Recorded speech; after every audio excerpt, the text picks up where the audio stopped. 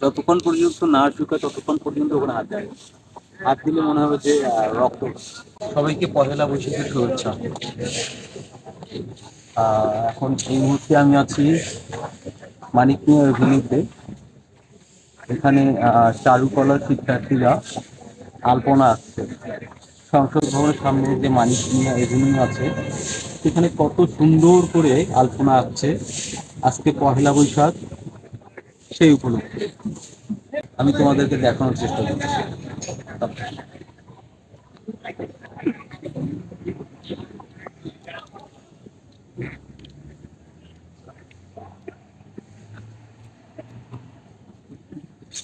অনেক সুন্দর, সবাই অনেক চেষ্টা করছে পহেলা বৈশাখ সুন্দরভাবে যাতে সবাই উদযাপন করতে পারে। আমরা বাংলা ভাষা, আমরা বাঙালি, আমাদের যে সংস্কৃতি